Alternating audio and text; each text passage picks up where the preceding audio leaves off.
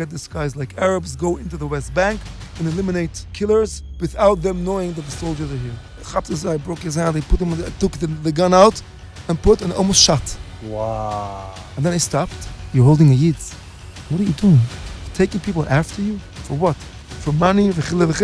What do you think is going to happen? You're going to come here, you're going to put a kippah on me like all the guys that followed you blindly? You went to one of the highest points in the army, and you're today saying Yehorig Val Yavar.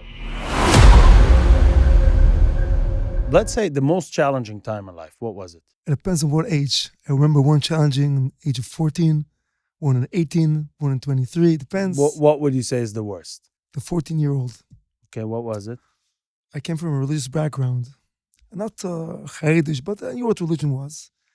Around Bar Mitzvah, I started asking questions. I saw people around me having a good time. I had secular friends, no boundaries. They had girlfriends. They want to do anything they want to do, they could do. Where did you live? I lived in Chadera, in Eretz Yisrael. So it's a mixed city. It's not like a Haredish city. No. But for me, all the idea of religion was, it's a torture. It's stuck. Everything's like boundaried. Rules. You can't really enjoy life like a Laban the way you want. And as a kid, I didn't talk too much, but I was a person that has a mouth and has a brain. And I used to shoot from zero range. So there was a rabbi that was teaching me something after Bar Mitzvah, like, said to me, what do you feel about all this Bar Mitzvah? Said to him, pretty depressing. Oh. Said to me, what do you mean? I said, what's a Bar Mitzvah? Come on, I'm a teenager. I want to enjoy life. Religion is a boring thing. Right. Anything you do is don't do this, do this way or that. You can't breathe. Unfortunately, there's a lot of frima people that look from with this and they feel the same. Yeah, sure. Look, if I felt this 40 years ago without being extra from just knowing about it, multiply by 1,000,000 40 years after, just 200 generations after, and people that grew in a closed society and were raised just with boundaries, without love inside, which is not the Jewish way, but this is what happens. And the gulas is too long. Yeah, too long and painful. Yeah, definitely. So when I asked him this, he was like, "What?" I was very extreme. I said to him, "Why is Hashem preventing us to enjoy life?" So you asked the rabbi that was hired to help you with the reading of the Torah? Yes. For the Bar Mitzvah? Yeah. So even secular people, they hire someone for the Bar Mitzvah? Yeah, they take somebody to do it.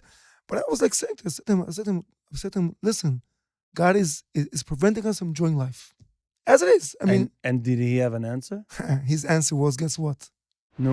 If you know me, I love traveling. Sometimes I get to remote areas where all I can wish for is a hot Haimisha meal. Meal Mart, with over 20 hot meal options, with 4 different kind of soups and 3 different kind of beef sticks. So I'm excited to taste one of these. I'm gonna choose the meatballs and spaghetti, and because it's double wrapped, it goes into any microwave.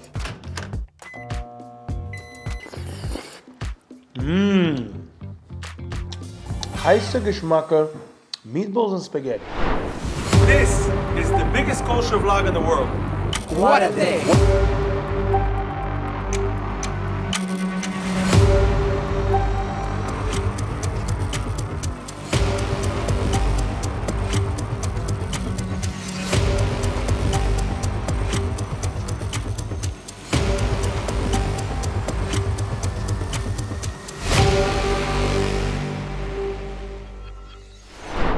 Patch. No way. Lucky for him and for me, I backed off in the last second. I was black belt. Not then. I used to do martial arts from the age of 8. Really? Age of 8, yeah. And I was like, what is this? I said to him. He said to me, how can you talk that way? I said, listen. He asked the question, bear the answer. That's how they used to answer. Yeah. No, if you ask a question, you have to bear the answer. You can't ask a question and not let me answer. If you wouldn't say anything, so be it. But if you ask me a question. So he said to me, not everything is not allowed. I said, not everything. What is fun is not allowed. The rest is fine. Because what I saw there, I was amazed. He was supposed to be like a rabbi, whatever it is. And that's his reaction. It's a good question. I mean, let's be fair. Even today, if a kid comes to me, a bucher, yeshiva, and says to me, listen, it's boring, davening is boring, learning is boring. I can't say to him, what is this? It's a good question. It's a fair question. I wasn't Haredish at all. I just knew a bit about, traditional, and I had the question multiplied by 1,000,000 today. And kids ask, they won't say it because it's pasnished. It's so sad that most of the mechanchim don't have the answer.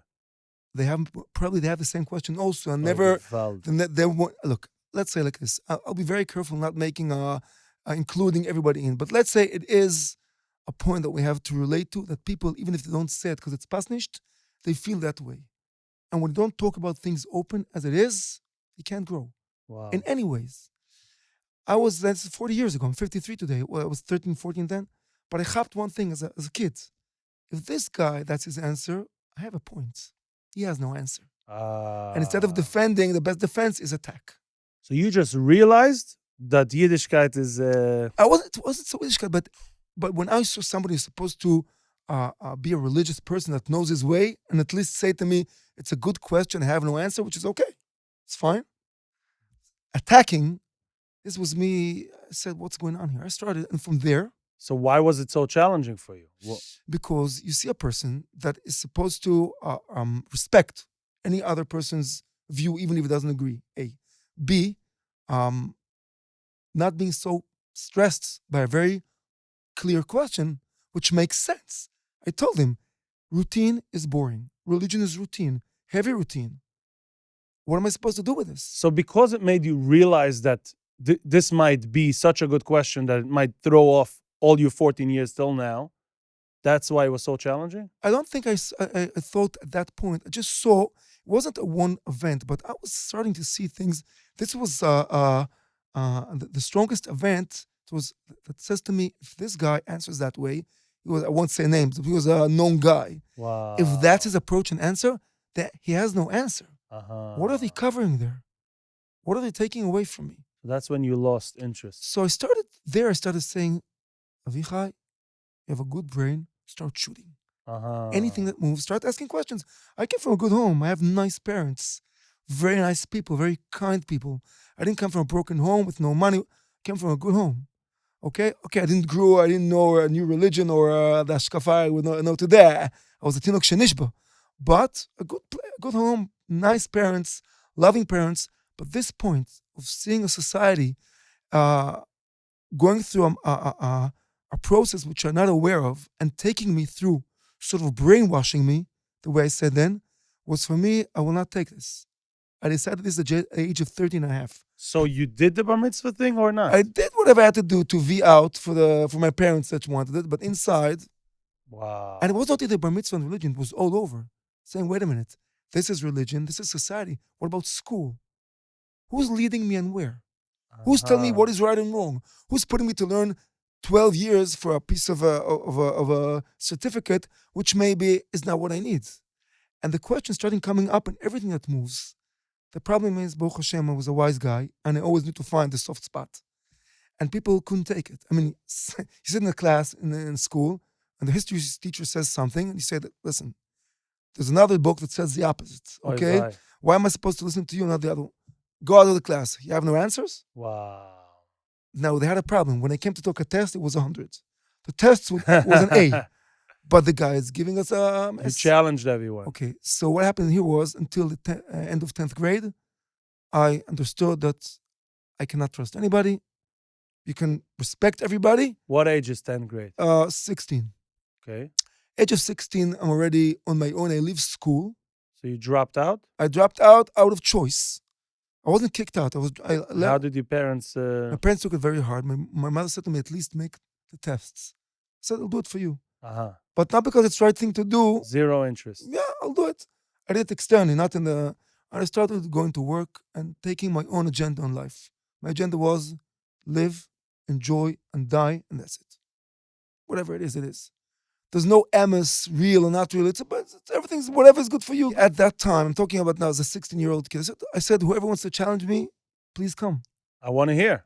Chavod. If this rabbi doesn't have answers, nobody has. People challenged me, but they couldn't take it. I'll give you examples. When I was 17, I was already secular.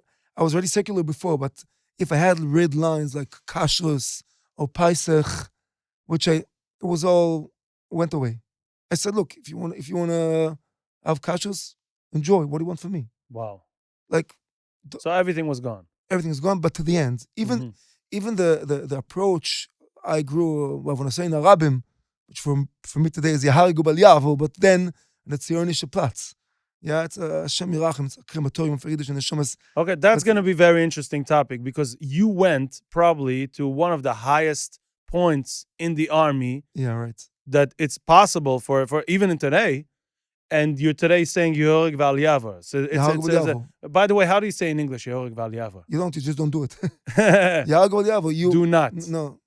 You would Yehorig Val Yavar in little kill or trans- don't do it. Kill, don't do it. Get killed, don't do it. rather don't do it. Yeah. I know it's very hard for some people to hear because We're going to discuss it. Okay. You said you started martial arts at 8. Yeah. Usually, kids that feel the need to defend themselves do that. Not every ordinary kid. Right. Why did you feel the need? I was a only child. I had only sisters that are like 10 years older than me. Uh-huh. I had no brothers. And in school, whoever is strong, he's there. Uh-huh. So I figured out. I didn't sit for a chavris to figure out. I'll go and do it. I did it for 10 years until the army. I took the black belt. I was a lone So ranger. one of your titles is a black belt. Would you still know any moves? Sure, unfortunately, it's a gersa and kisse. It stays? Really? Yeah. You don't have to train it? It's not You like have to train everything, but it's like when a kid have the schis to be in a chayder and learn Gemurah, he will never forget it. All those people that they went off the derech, inside they have a... They still know. Yeah, I mean, you It have stays in you. Yeah. So if someone comes to you with a knife, you'll know how to, you'll have the instinct? I know today it's all siyata dishmaya, and somebody could stab you before you even know, and somebody Right. could come. But derech teva, I'm not looking for it. As a frum Jew. It happened. Really? Happened a few times. It's Give funny. me one. Give me one good one. I'll tell you, it's funny that you ask this. I'll give you it, but from two sides. From a side of the person, when you turn as a Baal Tshuva, you go to be a Hasidic Yid, and you still have leftovers from the back. Right. I lived in Zichron Moshe in the beginning. I used to live in one Motzei Shabbos. I used to learn, but nights, learn Torah nights, and was sitting at home helping my wife with the kids, but doing Gemurah through the night. And I was there Motzei Shabbos with a Shramel in Beketche, and at 2 o'clock at night, somebody's trying to open the door. At your house? Yeah. No way. Yeah. Now you have to understand, I was such a cold person. I just looked. I figured out if it's a Ganev, who cares? It's locked. And I'm learning. It's a bit of Torah. Okay. I won't stop for this. Okay. No chamun. My wife comes out and says, Avichai, somebody's trying to break it. No way. So I was so cold. I said to her, you can try. I can't go in anyway. Go to sleep. That was my approach. I didn't Right. I was very like... You didn't have the urge of getting out there and beating him up? No, everything's okay. Go beseder. But after 3 or 4 times, she says to me, maybe this guy's not coming in our house, but we have neighbors with kids. I said, you have a point. Oh. I have a point. For the klal, you're going to do it for the klal. No, I did for the prat also, but it's not. Kids, I go to the cooker. I see a person that is trying to break through the bars of the window next to the door. Really? Okay, I figured out this is too much. With a jack? No, he had like sort of a smaller knife. Okay. At a certain point, he stopped and he went away. I decided to go after him. Okay. Okay, here in this point already, something turns in the system. Okay. The system gets warmed up. Yeah, I mean, and I wasn't looking for action. I took my gun. I had a gun, which my Rebbe told me to keep. I wouldn't You keep. still have it today? My Rebbe told me to keep. I keep it because my Rebbe told me, as is. That's it. As is. You never needed to I use wanted it. to give it back when I came to. I wanted to leave everything has to do with all these koichivot yodi. I wanted to put it back, but my Rebbe told me I wouldn't send you to do a license if you have. Keep it. So Uh-huh. I kept it always locked up. But when I went out, I took the gun. You never know. Maybe it's one, maybe it's a few. I don't know. Do you carry it on Shabbos? Right now, we have an order by the poskim to do it for davening. Yes. Kids, So we are still, you walking behind him, I'm you walking still by have the gun. Okay, I'm walking out late to cut, and I follow him. I just wanted to see that he goes out of the neighborhood, and that's it. I didn't look for, because I see him walking, starting to open doors, door to door, goes out. He went out, he went up the hill. I went after him. I was following him, and I saw him going into yeshiva. As I went into yeshiva, I came behind him and closed the door. I came behind him. And he turns to me, says to me, who are you? I said to him, listen. So I said to him, I want you to take your things and get out of the neighborhood. You have 3 minutes. Until what? Till I call the police. He said to me, you're threatening me? I said, no, it's 2:45. Said to me, you're threatening me? 2:35. Leave the neighborhood. So he says to me, you're threatening me? You should be careful of me. And then he went back And that's what I said, Siyata Dishmaya. I didn't see. He had a knife here. He took a knife. Berachmei Shamayim, there was like a light, and I saw something sparkling. The knife sparkled. Yeah, it was mamash in his hand, and he came to stab, and Baruch Hashem, Baruch Hashem, like that point, that's where you like... Everything goes to 100. That's it. There's nothing there. I broke his hand, I put him, I took the gun out, and almost shot. Wow. And then I stopped. And suddenly I chapped myself, you're holding a yid. What are you doing? Wow. And the Gemara says, right. It's a yid. What are you doing? You almost killed the guy. And the guy's bleeding. So Livni took the knife away. I took the gun back. I said to him, please, I was tearing. Please leave the neighborhood. Before I call the police, you have 15 seconds left. The guy got up, went out of there. What stopped you? Something said like, Avichai, look at the picture. You're holding a gun with the yid. But you're talking about seconds. Right. And why not teach a lesson to this guy that he should stop with this? Because it's not my tafkid, and he's a yid, which is a drug addict. And it's okay that I defend myself, it's fine. I'm not saying I didn't. But something was violent, something was bad. Now I can put it in a nice picture, you did, I can give you all the Torahs, why it was right to do it that way. But something that felt to me, like, you did what you got to do, let the guy, and he went away from there. That he has the lesson already? But tomorrow he's going to do it to another neighborhood. No, he's not. He's going to take his say, But I went home, and I said, thank you for saving me. Saving you from killing someone? From getting killed, from killing a yid. And thank you for showing me that I still have what to fix in my midas, which I'm still too involved with the past. So you're saying that this urge that's still in there, it's something to fix? Yes. Even if it's an emergency tactic? No, but you should know that it's a deep thing that we're talking, and maybe we can go back to the story. So once we get into the story, it's going to be easier at the end to catch it in, to understand what is the problem here. Okay. The fact that you defend yourself is okay. The fact that sometimes you have to be more takif to do it, this is fine. Okay. But there's more to it. Maybe we'll talk about it. So let's go back to the scratch. Just one more question on this story specifically. Yeah, you like it, huh? I love this. Yeah, you love this. This is richer content than I thought.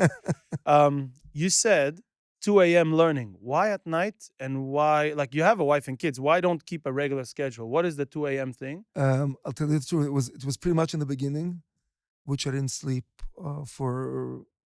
I hardly slept. It was Lahavdil, army mahalach, which I went from the army of the Yetzirah to army of Hashem. I decided to use the same idea. So this is something you're going to cover with the story? Yeah. I just want to make sure. Yeah. So before we go any further, I just want to ask, please give a like, share, subscribe. Please, it means a lot. And definitely, Leza, put up the super like. Keep on watching. All right. Okay. So now we're back to scratch. So you were born and raised in Hadera? In Hadera. Yeah, it's in Eretz Israel. I had a very light traditional background. Right. So when you said before religious, it's religious. No, it's not. Compared to secular people, it's religious. Exactly. So that's Yom Kippur, Paisa. Exactly. Okay. So at the age of 17, I'm a free bird. I do whatever I want. I work. I make my own money. I don't live at home anymore. Yeah. I left school. I was a manager of some. It was a big place that I used to manage. They were warehouse. Warehouse. There were two partners there. When I came there, they left the zone. They gave it to me, and I was doing everything there. Wow. Yeah. Enjoyed it. Yeah. I made warehouse for what? Boxes. Yeah, boxes and stuff, and vegetables and stuff. It was a big thing. I did good. Where in which area? In Hadera. Yeah. Okay. Very nice. I used to wake up in the morning. I used to work for 8 hours, go to gym for 3 hours, afterwards chill out, whatever it means, and Chozer Chalila. Okay. I had my own agenda. I respected every person. I already knocked out any religion or any even Jewish approach. For me, everybody was the same. Arab, Jew, it's all the same thing. Whatever you want to do, you can do. It's fine. And I was already aiming for recruiting to the army. Okay. By the way, it's interesting because at that time, I came from a home that had an agenda. I had no agenda. My agenda was enjoy to live, and that's it. So why go to the army? It's a good question. So I didn't want to recruit. I said to myself, go to Europe, enjoy. So you went because of the law. No, I didn't care about the law either. But when I started going close to 18, I was 18 years old. I wanted a challenge. You look for action, something. And I figured out, at least enjoy life that way. In other words, try to go to an elite unit. If it goes in, it goes. If not, I leave the country. I don't stay. Could you? If you know me, I love traveling. Sometimes I get to remote areas where all I can wish for is a hot Hamish meal.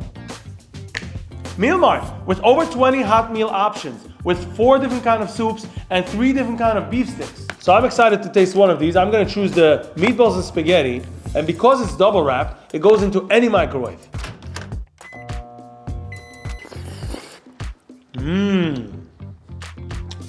Heiße Geschmacke, meatballs and spaghetti.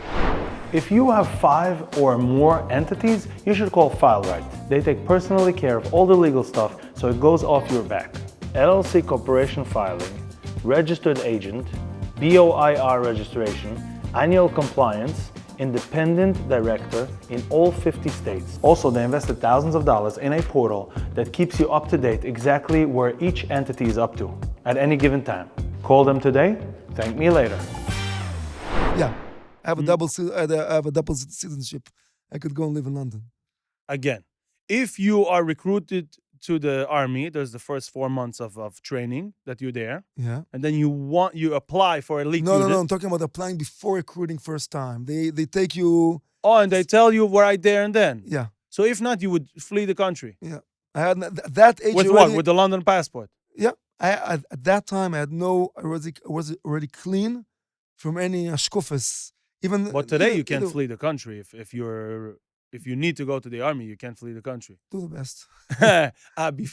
Before they zimun, before they Right. call you the first time, you can Exactly. still leave. Yeah. I got you.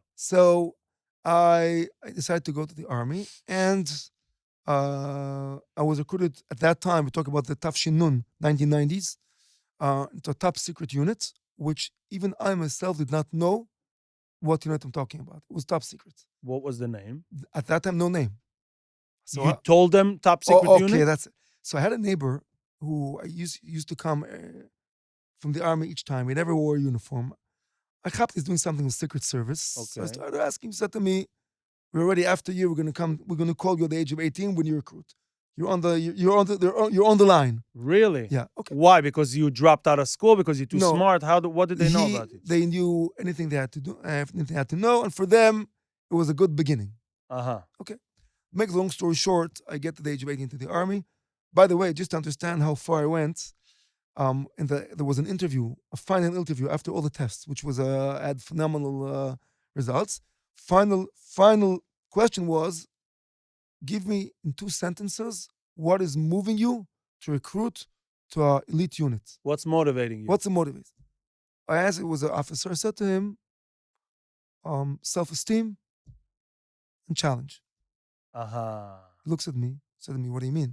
I said, "What's not clear?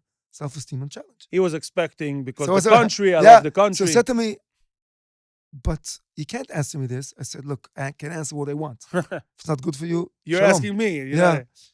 You can see the same concept with with Rabbi at that. So he says to me, "And your results are phenomenal. With an answer like this, I can't accept you." I said, "Fine, I'm going." No Because problem. he wants to hear. Why? He didn't say this. So I said to him, "By the way, what's wrong with my answer?" He says, "You really don't know?" I said, "I can figure out. Maybe ask me again." He said, "It's too late. You've missed it out." I said, "I don't care. Ask me again." He said to me, What do you mean? The country, the land?" I made the whole drama. Yeah. So I told him, "This is what you want to hear?" I can play both games. I said to him, "I'm being honest with you. Right. Let's be honest. You don't care about me. Right. I don't care about you. Okay? But we both have a motive. You need my abilities, and I need your option to give me challenges. Let's take it." He said, "I never heard an answer like this." I said to him, "Oh, it's first time." He said, "Wait a few minutes." He called a psychologist No way. from another unit. The psychologist sat down and he said to the officer, "Listen here. This guy is putting on the table everything. You have to accept him. Because all the others that gave you the answers you want to hear, maybe they were lying. Right. If he's good, take him." So when I was saying this story, I was honest the whole way. Just to explain, there was a series of tests to make sure that you qualify for the elite Yeah, unit. tests and tests. And this was the final. Yeah. Okay. So I was You got accepted. I got accepted. Out of 1,172 were chosen, special units. Yeah, 70? 72 out of 1,100 that volunteered to special units. Wow. Yeah. 72 out of 1,100. Yeah, we That's survived. already you feel special. Yeah, you go. We survived 10% In my survived. yeshiva at 18, I was chosen from 30 buchim to be kicked out the whole time. I mean, that was my... It shows you're special. Yeah. That you didn't use it the right way. Yeah, see what you're doing today, Baruch Hashem. I'm trying. You're doing it So well. you were chosen out of 1,100 people. That's a good start for self-esteem. Yeah, I told my kinderlich once, if I would have this chis, to put less than 10% of what I put in this army, 10% on learning Shas, I would finish Shas twice before Chasana without being a genius. So you're telling me that it's much more challenging? I'm telling you that it's a different kind of challenge, but the effort that I put in, I always say it's the same system. They take a person with koiches, and instead of taking it l'avodas Hashem, for connection, for Torah, for Yiras Shamayim, ben 18 lechippe, like Chazal, they take a person and they're brainwashing him or something, a heart poisoning him, to take all the koiches to ben 18 lehavdi letzava. The opposite. They know what they're doing. They know what They're using that energy for sure and fueling. Yeah, and look, unfortunately, it worked. Why would they do all this? And I go in this unit, this top secret unit, and from Can you say the name? I can say it today. It's not secret, but it's not the same what it is today. I was the formers of this unit. This unit today is already 35, almost 40 years on map. When I was out with the first 3 years, so we formed it, the unit of Duvdevan. The guys that dressed up like Arabs and go in to eliminate the terror structure. So they are more elite, even if they dress like civilians? At that time, it was not known. Even in the army, nobody knew what it was. It wasn't, nobody spoke about it. I thought that's part of the Shin Bet, right? What do they call it in English? Shin Bet? Shabak? Yeah, Shabak equals to, in the idea of the FBI. Okay. The Mossad equals to the CIA. So it's still an army unit? It's an army unit that worked under the supervision of the Secret Service at that time. Today it's different. I go in there and I start going through a mahalach of work, which was... To train you? Train 17 months. Now... Where does it happen? Where does it happen? It happens in many places in the country. Okay. But there was one interesting thing that I want to point out because it's important for the message of this session, is that they told us that they want us to be mo'ech shalit al halev.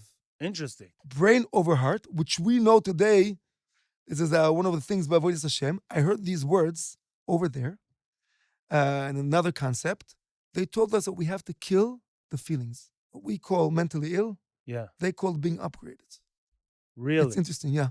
Kill the feelings. And I was 18-year-old. What's the benefit of killing the feelings? They said, be a robot. You have to function in very high and difficult places. If you work with the emotions, you make mistakes. Kill the emotions and act the best Like a way. computer, like a robot. Like a robot. And a person who understands in Nefesh, understands it's not doable by emes, but they had no understanding in Nefesh, and it worked. Meaning to say, they put us into heavy training, and they were filming all the time and recording. If you ever said a word of emotion, ouch, or any complaint, you were kicked out. Really? Yeah. Even of the 72, or that was the series from the 1100? No, from the 72, we survived 7. Really? Yeah. So how are there people in this elite units? At my time, the whole unit was 60 people. That's it? That's it. Today, it may be 500, 60 people. And they still do so much No, testing. it's different. It's under Zach today. But at that time, it was crazy training. Look, Nochamul, Ruchni Yehar Gbal Yavor as is. But even Lozop, the Ruchni point, even as a secular person, if I would know what I'm going to go into, I wouldn't do it. Really? Yeah. Because they kill your heart. And instead of saying, and now you're emotionally paralyzed, you have to go to a psychologist, they tell you that you're above the normal people. The normal feel, and you're above the feeling. Really? They take the disease and do it a plus. We used to sleep less than 3 hours a week. Really? A week. How is that possible? You don't start the first week like that. No. You start with the first 4 months, you slept 4 hours at night, 8 to 21 minutes a day, 7 minutes each meal. The rest training. And everything by the clock. By the second, if you're late in 1 second, you're thrown out. Not a Hasidic clock. What? Yeah, Yerachem Hashem. It's on the button. Yeah. At that time, if you'd wake him up at the middle of the night, what's the time? I would say to you 2:26. I would be 1 minute backwards and forward. Wow. Yeah. Does some of it still work today? Yeah, but I'm happy I went also. Zman Krishma, Zman Aluche, Right. but not to be the Avid of the Zman. I'm Avid of Hashem. Right. I have to go with time, but to also not to flex when it's possible. When you have wife and kids, you can't be extra bucks. It took me years and tears to understand this. We're going to get there. Yeah. So over there, if somebody woke up a few minutes late, that's a few reason minutes, a sec. When I'm saying a second, I mean a second. Wow. If you went out 5 a.m. and a second, you're kicked out. Really? A few seconds before is fine. Yeah, if you get done with 1 second, you're out of the game. Alevai, the Shmiras Hazman. I have no answers in Bedi Shel Mala for Shmiras Hazman. There was like, wow. Now they didn't tell us what it's all about in the beginning. 75-mile walk. Can walk 75 miles in 20 hours. Walking, doing crazy things. The point was, if you feel, you break. If you work like a robot, you go through. The more the time went, the more the training become more difficult, more professional. And less people. And after 9 months, they told us already what's the idea of the unit. Get these guys like Arabs, go into the West Bank and eliminate killers in their beds or in their house without them knowing that the soldiers are here. So you're supposed to learn Arabic too? You're supposed to learn Arabic and it's not being a spy. It's going in, doing the work, coming out, eliminating. That was the work. You know a little bit of Arabic? Yeah, but I'll be honest with you. It's like Yiddish. A geboner and a gewoner is a pintel or a sach, meaning to say, if I would go in bells, even after 10 years, they would feel a bissel with the dialect. I'm not. So the Arabic is even more extreme than this. Right, because they have a lot of nuances. 5,000 dialects, at least. 5,000 different dialects. It's the Burg. Really? Yeah. So what happens to today's, like the ones that live there? No, you're not supposed to live there. You're supposed to go in. When you go in, So they pick up on you? It happens. And the people training today, they train better? It's not that they train better. Some are trained to do only this. Some are trained to do only sniping. Some are on to drive. At my time, everybody did everything. Look, I can tell you one major thing here. I stayed there for 5 years. 3 years is a normal Gehenim. I got an extra 2 years to be an officer and a commander. You wanted it? At that time, it was worth it. Money-wise, challenge-wise. And it worked. 5 years. 5 years. I really, at that time, I had Nisim all over. I never saw Nisim because my heart was shut. I never had it pilots for nothing. You could shoot me next. I wouldn't even blink. I like a robot. So when I had miracles of Mashrach Mishamayim, I couldn't even acknowledge it. You only look at the mission. Do what you got to do. You just function 120%. That's it. You feel nothing. Is there a situation in a life of a person that he needs that tool to Yes. be able to put all the emotions aside? Yes, definitely. But the way it was done, it's in a tzar shevi benezek hamelech. Of course, there it's an extreme way, and 5 years could drive you off. Drive you off. It kills you. I could tell you today, I'm after 30 years. I still have points that are not clean. I can tell you painful stories, which you're going to get now on the tshuva point. I love painful stuff because love and fluff and happy and jolly is over the surface. It's cheap. Yeah, right. And to get real and deep, not many people get. So to tell a painful story, it resonates with people. It could be they were in a similar situation. It's mechazik them. Yeah. You know, it's interesting. I used to tell, as a yid, that Yidden, secular people, in the beginning of my way, I used to go to people and tell them the story they knew me from TV and all over, and show them that Yiddishkeit is emes. But the more the time went, and I started talking to Yiddish people, I started telling the story from the painful point of view. Not from I did this and I did this. Okay, I did this and I did this, but there was another side here that wasn't acknowledged. Only when I went into Torah after years, I could start seeing the other side through what I was going through, understanding what was going on here. But let's leave it for the... So you want to close up the army chapter and go forward? Yeah. If you do, just finish off. How many people did your unit kill, or how many? Give me a poor. Look, I'll tell you one thing. I can't. When we talk about the army, And I understand everybody that listens to it has a richtige Ashkufe, but this is a dangerous point because this unit was 35 years. When I was in this unit, there were 95 wanted people on the list of the Secret Service. At my time, 87 was captured or killed. But Derech Teva, the war had to finish. What do we have today?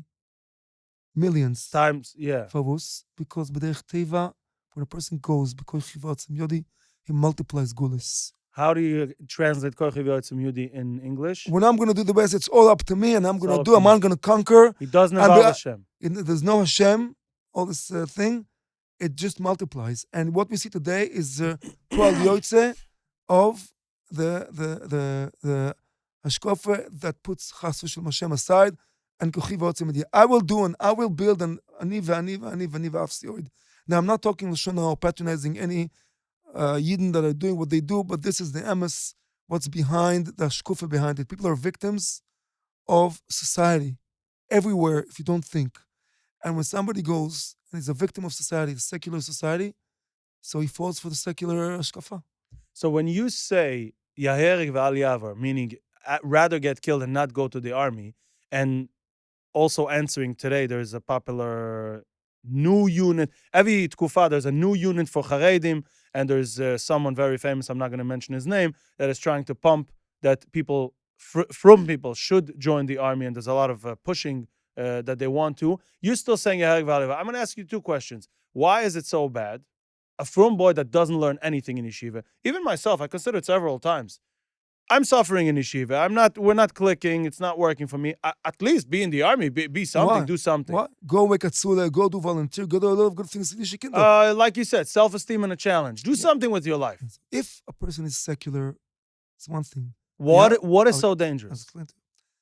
When I say Yahagu B'Yavo, it's a person who's a bardat that knows the emes, knows there's Hashem, knows there's gulis, knows the process, knows that the Yid b'sir mera. Sur mera, not Esetoiv today, is doing one of all of the army together. When you just don't do Avera, one kapitel Tehillim, when you have to sleep, you poil more for the ganze Yiddish kingdom more than all this army together. This is the emes that the Torah says. We don't feel that way. Amaskim. But the brain cannot move by the feelings. This is a moich shalit alev. What is the emes? When I say Yahagu B'Yavo, I'm not judging any Yid. Saying for me, if you said me, Avichai, one day in the army, I said, you can kill me, just let me do vidui before, because it's kfira b'malchus shamayim. I understand the emes, I'm not judging the other person. So when a person doesn't know, is one thing. When a Yid knows, he grew in a Chayyidische place, and let's say he's not in yeshiva, go do a good thing with yourself, go volunteer for Yiddische Kinder, lose up the idea of Medina, and all this Zionische crematorium. What do you think happens to a country that gives up this army? Look, if everybody would say, Yaherig V'al Yavar, I don't want to be part of the army. There is no army. There's no country. So you have to understand, and this is look, I'm putting in here things that are, I'm saying the emes because it's emes, and I stand behind what I say. So say the emes. You The don't emes, need the Medina? The point, no, I don't believe in the Medina, I don't believe in the state. You don't believe in living in Israel b'chlal? Living in Israel, there's an other zach. If I live in Israel, B'kayim mitzvah sham is one thing. But being a part of the Medina, of the Meshula is... So if we would all turn to Hashem, there would be a better option to live in Israel than right now. When Hashem wants to bring the Geula is going to come. B'ma ze talui, Tshiva, and Toire, and Havas Chinam, Tikkun Amidas. This is what brings the Geula. You go the opposite, you pay the price. Wow. So all And the I want to be honest with you. I know it's the emes. Do I feel that way? I'm not there yet. But I'm not going to let my feelings fool the emes. And this is what I'm saying to other people that fell off the derech. I'm not judging them. I understand them, what they went through, and I know what they went through. And they never saw the Judaism. And they're the last one to know what Judaism is. Right. I'm not look, I'm not patronizing anybody. It's easy for you to say, listen, tzaddikim, I love you anyway. Secular, Haredish, you're Eid, you're son of Hashem. Be loyal to the emes and understand one thing. Your emotions are dictating your life. And as long as the emotions take you, you won't follow the emes. Whatever it is, I know it's hard. And you know something? There are many things that I feel like you. I feel like you about this system. I'm with you. Be'emes with you. But the Torah is emes. And Dvar Hashem is emes. And I want to do the emes. And if it takes emotional pain or difficulties, I'll bear it for the emes. But I won't lie to myself saying, if it's too painful, it's not the emes. Because this is another way to live.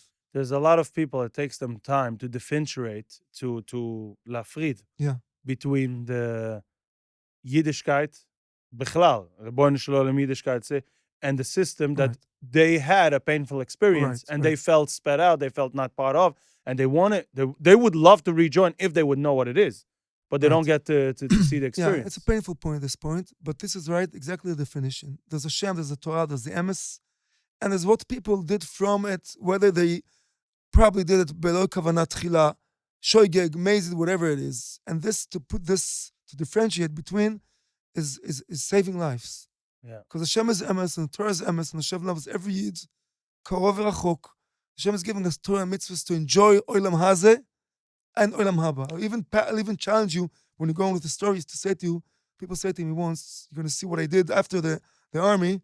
Yad oy the olam hazeh. You quitted the olam hazeh for the emes. I said to them, you know something? In the beginning, I felt that way. I knew there's emes, and I felt I'm quitting the olam hazeh. You're giving up something. But I'm telling you, and I will back it, one-on-one, wherever you challenge me, to prove out, as is, that the best olam hazeh of a yid is when you leave Yiddishkeit the right way. Wow. Olam hazeh.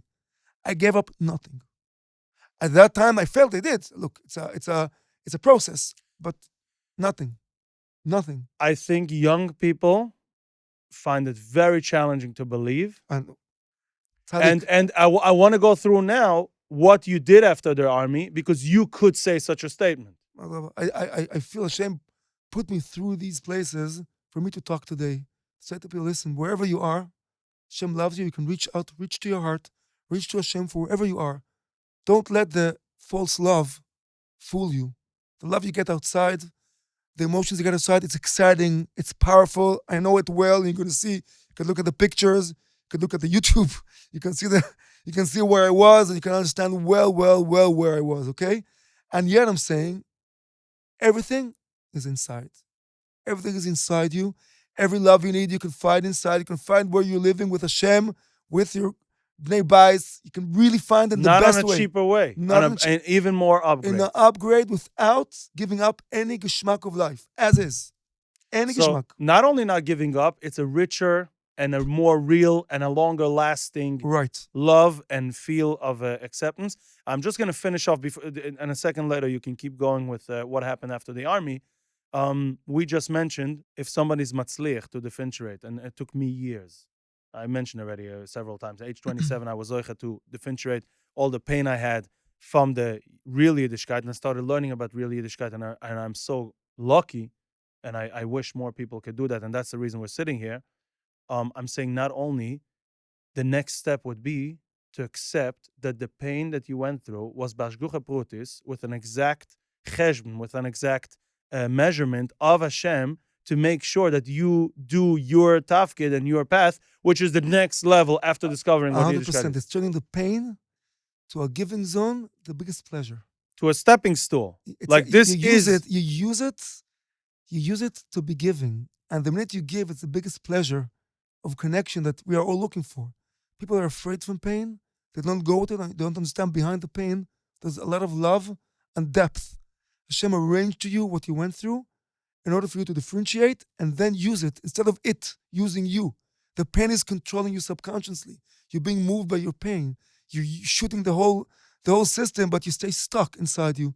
When you will learn to go through this, to upgrade and to use it as a tool for giving, you're going to find everything you're looking for. Every pleasure, every power that you're looking for is right inside you. It's not b'shamayim, lo me'ever le'am. It's right inside you. And it's doable. It's doable. Exactly. And I'm just learning this now. I'm just scratching the surface, but using my whatever I went through, and this everybody needs to do it. It's not an unfortunate, like, I don't have a choice. I went through the pain. Now I'm going to use it as a stepping stool. No, this was specifically, privately designed by Hashem himself for you privately, like a custom-made lifestyle that you get the tools through your pain. Yeah, it's the most powerful tools that you can get is through what you went through. 100%. And no other way would work for you. And when you learn how to use it, it's got olam hazeh to its fullest. Right. So now let's continue. After the army, what happened? So after the army, 5 years in the army, I get a prize from the army, call it a deeper Gehenna in our days today, a tour to Europe. And they wanted On me the to, house. yeah, on the house. They wanted me to sign for another 7 years. So it's on the house or under the ground. Oh, so they give you like a few months? What did they give you? And they give you, no, it's 2.5 weeks. But when I went to Europe and I saw what I'm missing, and I figured out that I recruited to the army for the challenge, and I made a lot already. I want to challenge more, and I want to take another vacation, see the world. Making long story short, they gave me another 2 months, which added to a year, which added till today. What happened was I started making money. So they were trying to convince you to come back. Oh yeah, definitely. Till what age did they try to convince They tried to you? convince me at least 2 years to come back, but Baruch Hashem, Yahal B'al Yavo. Wow. Baruch Hashem. So you found the world. You went out to Europe and I you went saw to the Europe world. and I started making money, started doing business. How?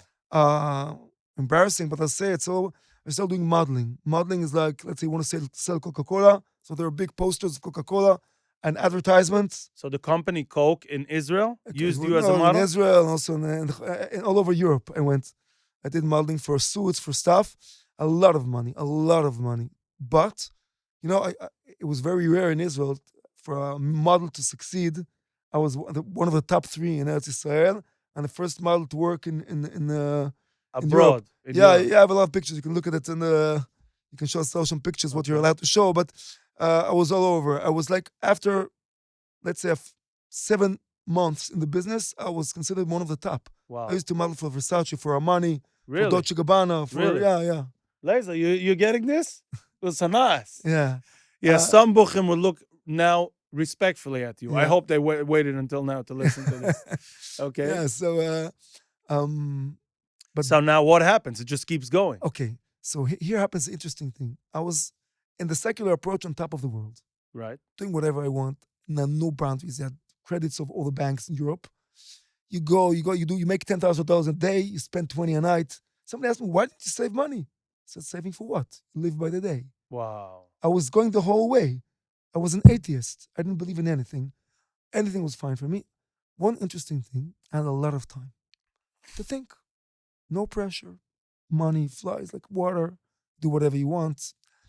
And a lot of time you think, and questions starting coming up. Like, I'm 23 years old, 23. I make money.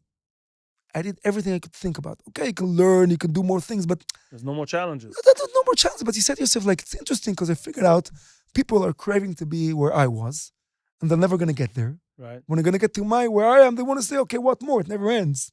So it's saying, where does it end, this thing? And I started speaking to people, and I saw an interesting thing. When I talked to people, clever people, they said, Avi, they used to call me Avi. Yeah, they said, Avi, so questions, what do you care? Just enjoy life. I said, guys, we're enjoying, it's fine. But where is it taking? Who cares? Here I saw I was a bit different. Today I know it's because I'm a Jew. Then I didn't think about this part. Like, it bothered me. When does this happen? Before sessions? Is this? No, you're living in Europe, in Barcelona, in Milano, in Tzarfat, in Paris, in London. And there's a shooting day, and all the rest is just sit and shooting, wait. you have 5 days of catalog and storm agency for Speedo, swimsuits. And in the evening, you go together, all the models together. They go to bars and stuff. And nicht bar beirav, yeah? So you have a lot of time. Yeah, a lot of time. And you chill out, you do whatever you want. Nothing. And when you have time to think, that comes up. Yeah, but it came up to me in a way that it bothered me. I want an answer. Now, don't give me an answer to make fun. I made to have challenges. I know everything. To see A, B, C, D. והמבין יובן, הבנתי. It's נחמד, it's fine. And where is it taking? Wow. So I started searching while I was modeling. Started learning philosophy books. Started asking, what's going on? What's life for? Give me an answer. I wasn't depressed. I was fine. I was doing good. You're still making $10,000. No, not good. Yeah, I didn't even care. Wow. I You were 23. 23, I live today, I die tomorrow.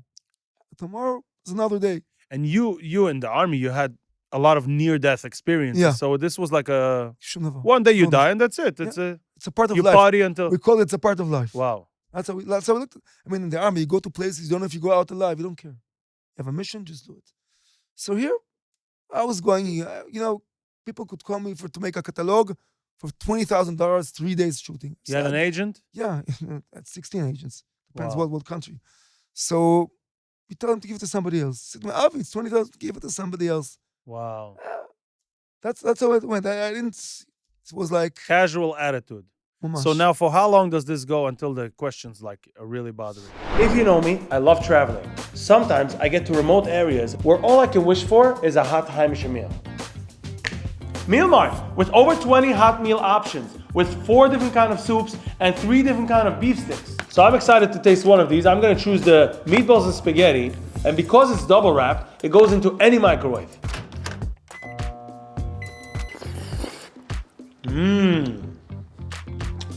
Heiße Geschmacker, meatballs and spaghetti. So you're ready to go on vacation, but you have no idea where to start. Let me tell you about Lux Destiny, a personal trip planner with door-to-door service from literally in Borough Park all the way to the Antarctic Circle. And of course, everything in between, a history trip in Europe to a trail in Colombia with all reservations included, like the car, the hotel, the insurance, and the activities, all of it. Basically, you would not need a vacation after this vacation. very fast, pretty fast, 9 months Okay. when it starts. But when it goes in, I start going the whole way. And with the suitcases with suits, I take a suitcase with books. And I start reading and asking the question. What kind of book? Many books, philosophy books. Okay. And here I had a plus. I wasn't moved emotionally. Nobody could tell me, try and do this. Yalla, yalla. You wanted it here. Yeah. I mean, I know what you're saying. It's fun. I know it. I did it. But okay, fun doesn't mean it's true. Right. It means it's fun. I mean, and I saw everybody I'm asking questions. Nobody wants my approach. Stop thinking too much. Just go with the flow. And I say, no, I won't go with the flow. I mean, I can do it. And you think every Jew has this inside? Yes. Has that craving, that need for clarity and answer? For and emes. For emes. For emes. Emes is not an emotional thing. It's not like it's emes. My emes is, at that time I said everything's emes, but something said, look, something deeper. Everything I was reading was clever, was deep, but it didn't give you no logic structure to build on. It was nice ideas, but when I was starting to follow where it comes from, how was it structured, I saw everything was vague. It's not clear. I could respect any religion, don't get me wrong. I respect Bemet. But I can't follow something which is not clear. Clear cut. Clear cut. So I went into cults. You sit in a cult, you go in. So first I learned about the cult, what it has. I saw it makes no sense, but I said, let's try it in just to see. And they make some work together. And then any question, they start asking questions. And they're like saying, no, we can't answer this. It's not a part. Listen, you have answers or not. We're doing here nice things. I could do the same to other people also. And people used to almost chase me. I wasn't killed. I was a strong guy. I wasn't afraid from nothing. But no answers. And I thank Hashem today for this point that I couldn't be carried away emotionally. You won't buy me. It won't buy me. I know what you're feeling. It's nice. I understand. I was there. I'm not putting it off the table. But this is not a judge for the emes. To make the long story short as much as we can, I challenge, if I found somebody clever to challenge, I would go. I said only one thing. Talk to me brain-wise. This is my sprach. This is my language. Because of the training in the army. You were talking brain only. Yeah. I want to know b'seichel exactly what's happening. I'm willing to do all the work to bend my emotions to the emes, but the emes has to be clear. Right. Okay. When was the first change? Okay, so the first, you asked me about events that happened to me. Here's the second event. I'm standing 4 hours in a queue for somebody in Andorra. It's North Spain. He's supposed to be a big mashpia. What's a queue? Tor. Oh, on the line. A line, okay. He's supposed to be a big guru, a very clever person. I go in. Says to me, who are you? You waited 4 hours. Yeah, so the guy's, I'm looking for clever people. I have no answers. I want answers. Uh-huh. Could you say a name or a place? Leave the name Rather aside. not. Okay. Yeah. That means he's still relevant today. Right. Okay. So I went to him. He said to me, what can I help you? I said, I have questions. He said, what are you looking for? I said, I'm looking for the truth. And then I said to him, do you have a truth way with evidence I could base on logic approach? He looks at me, says to me, you look like a clever guy. Why would you look logically? I said to him, what do you mean? He said, it's all about the heart. I said to him, I waited 4 hours for this. You're taking people after you. You're deceiving them. For what? For money? He said, this is life. I said to him, what do you mean? So what's the brain for? He says, to make it the best way. In other words, if you want to steal, you have to learn how not to get caught by the police do it today. That's what he was saying. Yeah. In other words, follow your heart and justify it logically the best way. I said to him, this is unbelievable. You didn't like You're it. telling me to follow my emotions? He said to me, yes. I said to him, if I would do that, I would kill you right now. Wow. I'm serious. He didn't know what hit him. So he said to me, there were bodyguards there.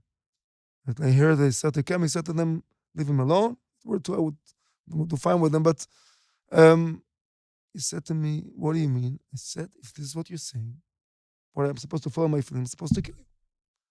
He says, you should try, but bear the consequences.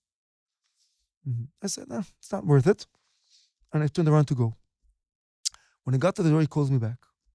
I held a British passport in my hand when I was talking to him.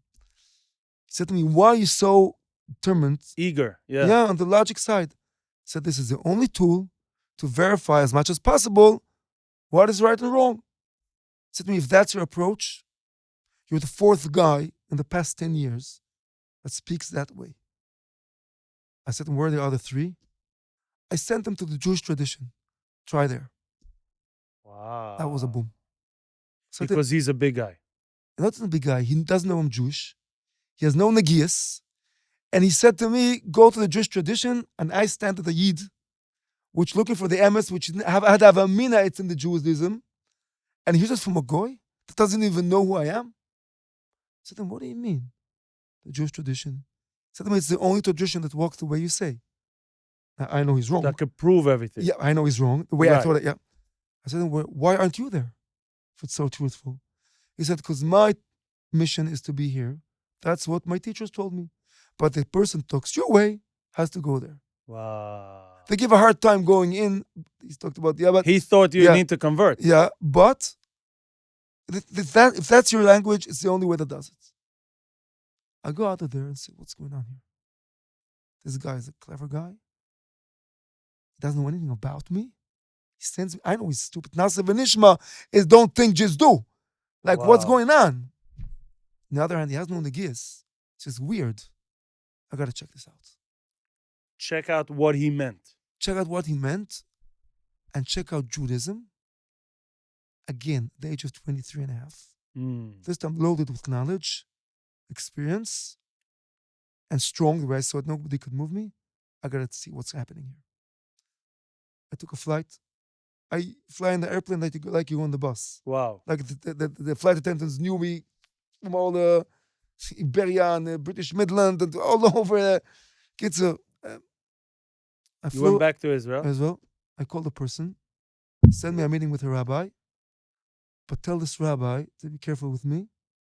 It's a logical Conversation. Don't mess with my one heart. emotion move. About.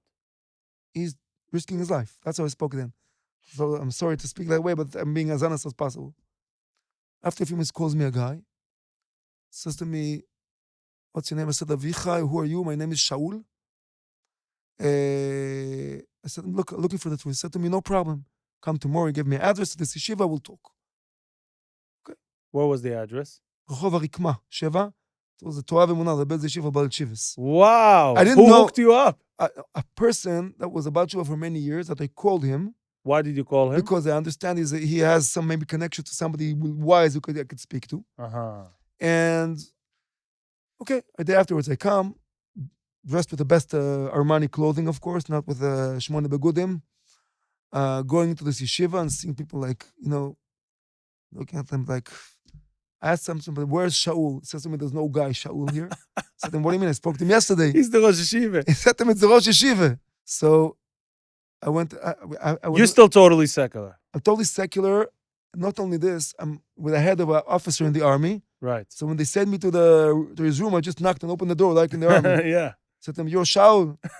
Said to me, "Avichai, yeah, come in." There was a bowl of fruit there. Said to me, "Take something to eat."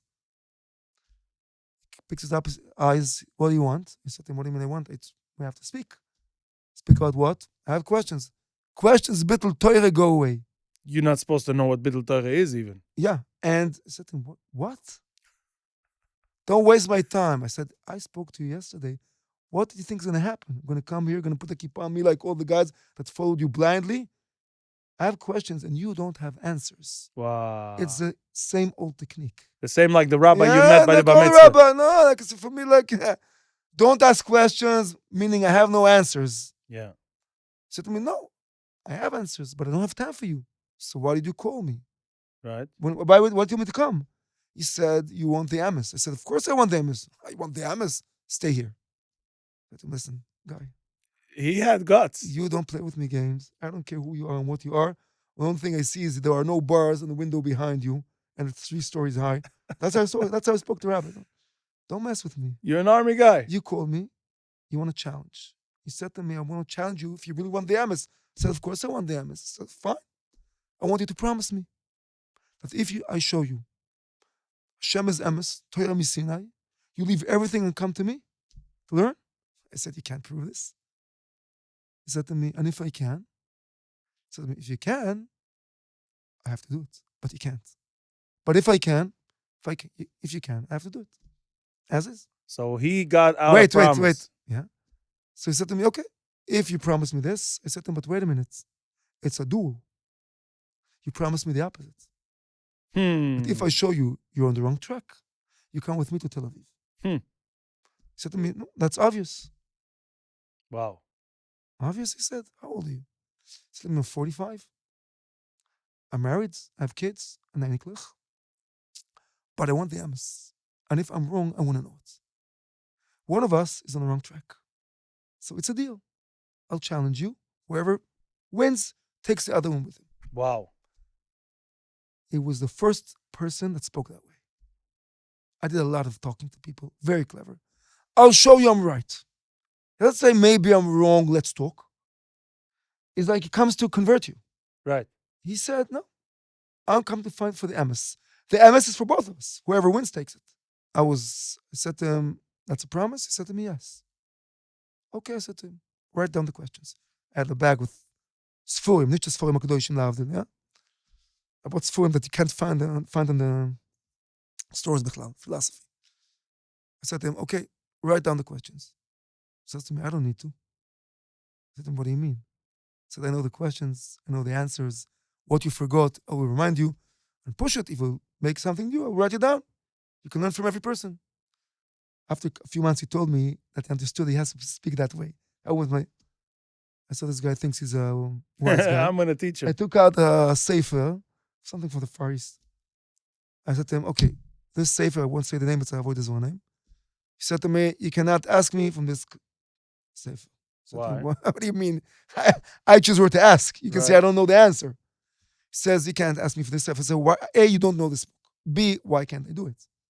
He said, "Well, there are 5 editions for this book. What edition are you holding?" I didn't know there were 5 editions. Oy, gewalt. Third, he said to me, "There's a contradiction in the Akdume between the 3rd and the 5th edition. He knew. Nobody knows. You can't buy this for him. Listen." Wow. I said to him, he says to me, "You can't question me from a book that contradicts itself in the Akdume from 2 editions." I said to him, "You don't know this book." He said to me, "Well, maybe you should test and see if I know it." Wow. That was too much for me. I said, he's playing with me. It can't be. I opened, started reading. He says to me, "Well, I think in the 3rd edition, it's chapter 26. You're on the left-hand side." No way. Okay, here, Chap, this guy is not a regular guy. Okay, he looks like a penguin. We call the black penguins from the ghetto. Sorry, but That's how you preserved it then. Yeah. So I put it aside and I started shooting questions. First time in my life, defeated to dust in a logical fight. Every time. To dust. First time.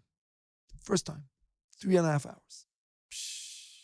Bringing all the philosophies I learned. This guy was sitting down, ruhig. logically, and here was it was a big event from 2 points. Point number one, I'm 23 years old and a half. Understanding, I did not know what Judaism is. This is not a religion of connect and be.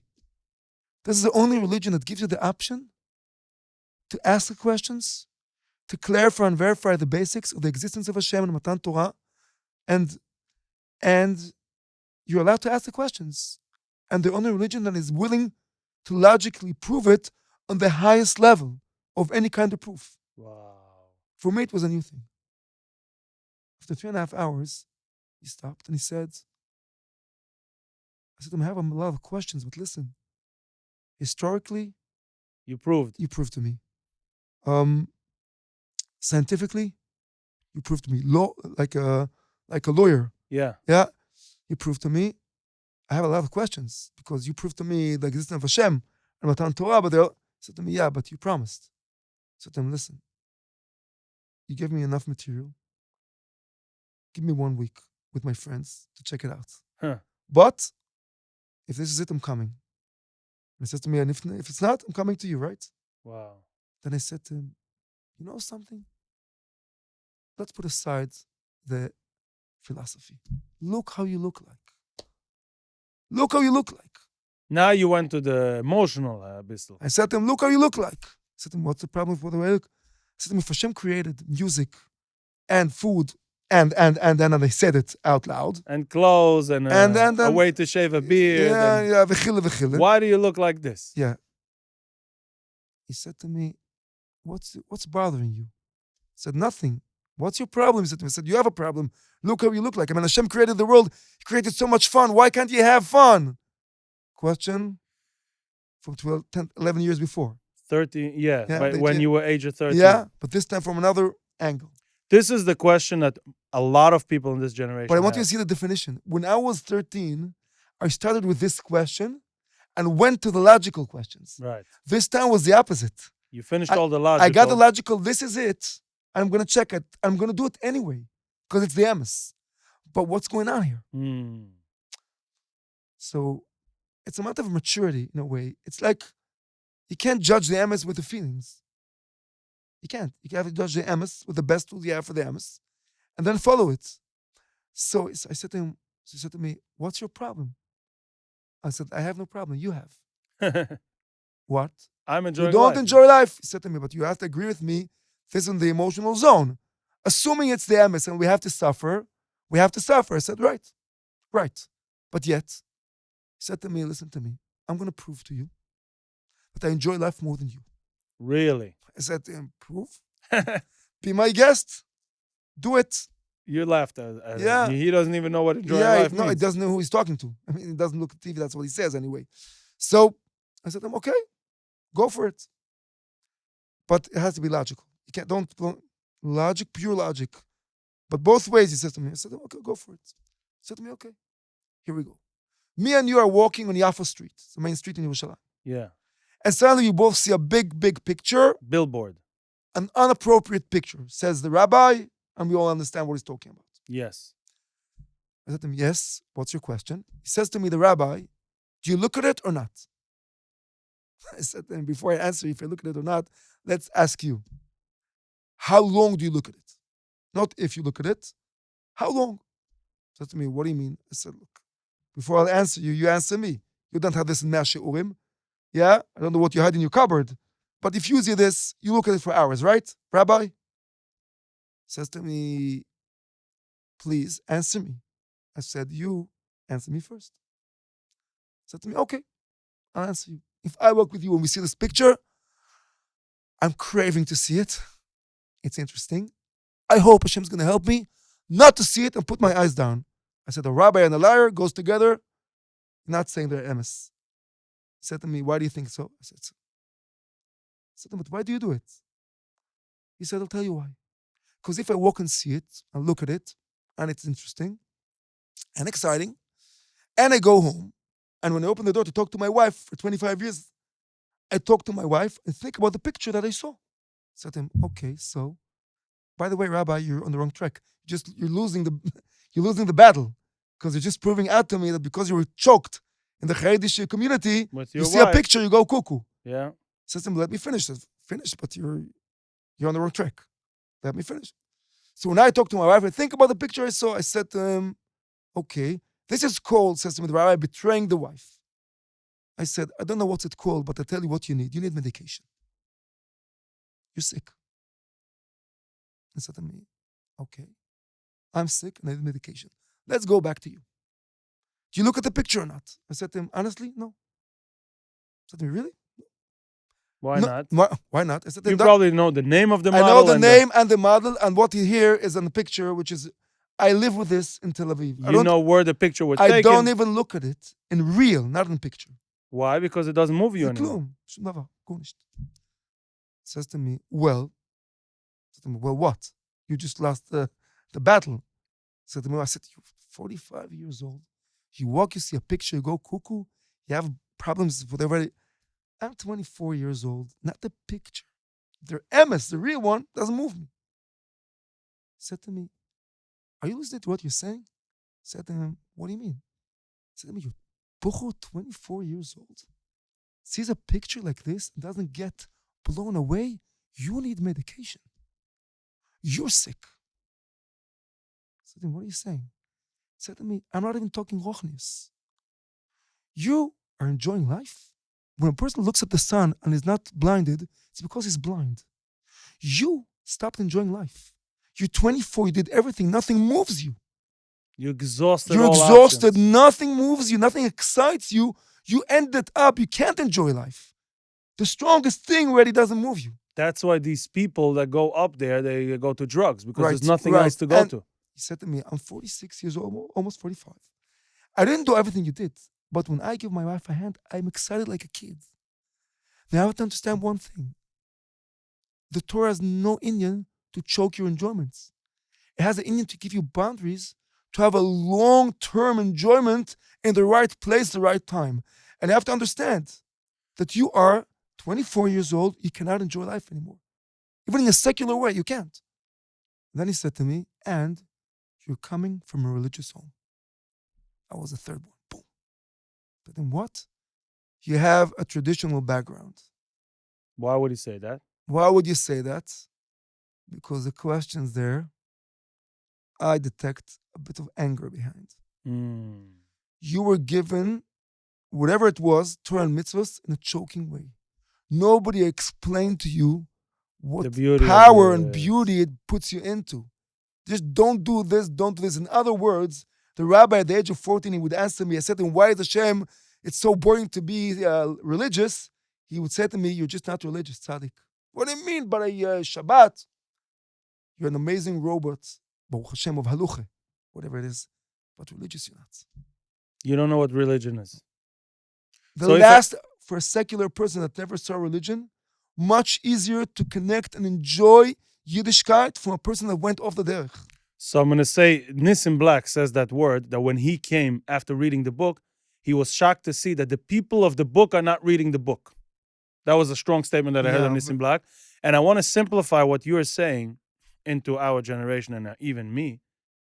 Frimme Yid today that would do it the right way, I would say there's 100% of enjoyment, let's say.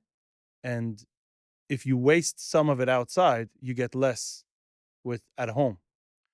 Get less at home. And the plan of Hashem is to leave the 100% at home. Right. And it's so rich and real that with the years, you get more and more excited and more connected on a deeper level. Right. And you enjoy more. Right. Even the physical. Everything.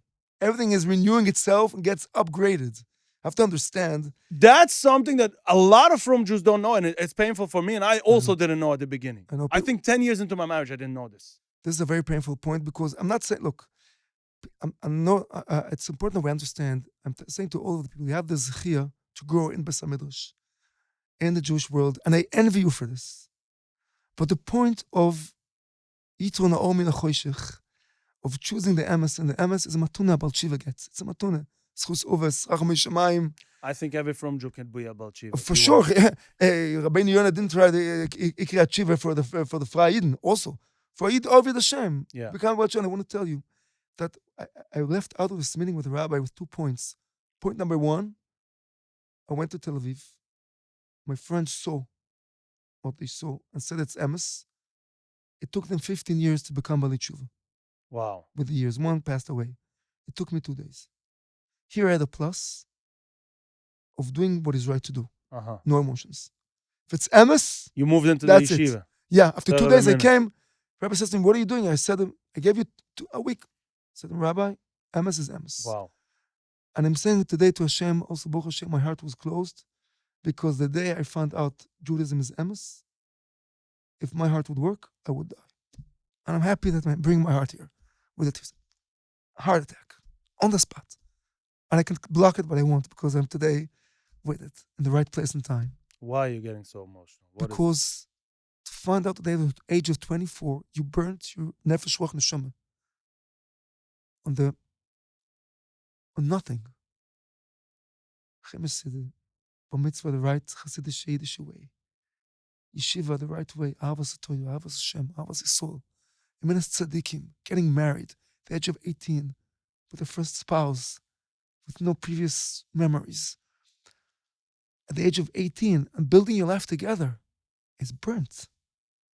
Burnt. But Before the butt. It's burnt. And be with it before you get to the butt. It burns. Burns. It hurts. It hurts. I envy people. People don't get this. Don't be so emotional. I can play with emotions either way, and I know to say this is a place to be emotional. I say, Ribono Shel Olam, it's matunas chinam. People don't know what they're missing. And I understand the people who went off the derech. I so understand them. I worked with them. They have all the talents in the world which are right. I'm masking, but you're losing life. You went through this because you had to go through a special unit in the right place. You went through your difficulties to be a strong person, to be mashpia on others. You're burning twice. Don't sell your heart to emotional excitement that the outside gives you. What do you gain from it? You know inside what's going on. you're staying empty. You're staying anytime you know it. And it's going to clash into you. I'm not threatening you. It's a fact. It's a fact. Some people brag outside about whatever, and when they look themselves in the mirror, they know it's not right.